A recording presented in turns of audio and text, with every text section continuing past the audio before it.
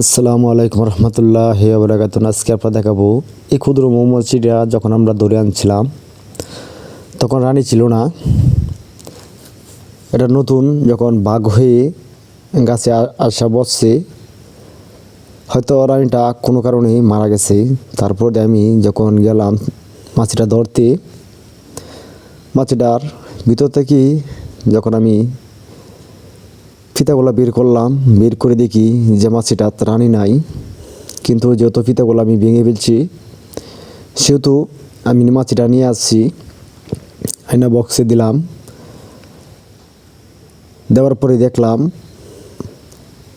আজকে 13 হয়তো 14 দিন হয়েছে আমরা বক্সটা খুলি নাই।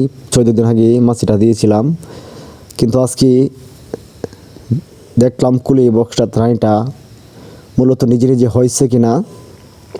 যাই হোক, এখন আপনাদেরকে কিছু কথাবার্তা বলবো, অবশ্যই মনোযোগ দিয়ে শুনবেন। যখন আপনারা বক্স মাছি ধরতে যান, মাছি রানীটা বের হয় না, তখন আপনারা হয়তো রানীটা ফুরাইতে পারেন। আমার কথাগুলো শুনেন, তারপরে দিয়ে এভাবে কাজগুলো করেন, করার পরে ইনশাল্লাহ আপনাদের রানীটা হয়ে যাবে। দেখেন, আমি কিন্তু এখান থেকে একটা ফিতা দিয়েছিলাম, দেওয়ার পরে এই ফিতাটা কোনো ডিম ছিল না। যেহেতু বক্সটা এই মাছিটা রানী ছিল না গত্রে, সেহেতু ডিম পাড়ার কোনো প্রশ্নই আসে না।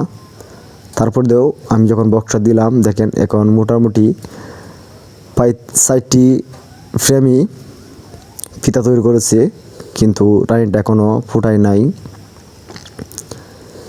তাই মূল বিষয় হলো আপনাদের দুধু বক্স থেকে তাকিয়ে পুরান বক্স, সেখান থেকে আপনারা একটা ফিতা দিয়ে দিলে এখান থেকে রানীটা ফুটাইতে পারবে।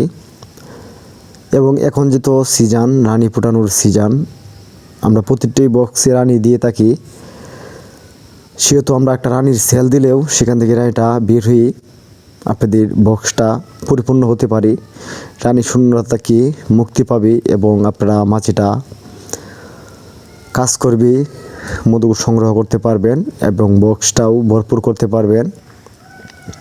তারপরা শুধু এইভাবেই আপনাদের বক্স না থাকে তাহলে কিন্তু সম্ভব। দেখেন, চেষ্টা করলে উপায় হয়, এটা ডাকের এই কথা।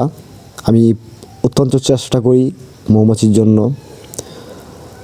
চিন্তা ভাবনা করি, সেখান থেকে অবশ্যই আমি সফলতা পাই, এটা আপনাদেরকে জানানোর চেষ্টা করি।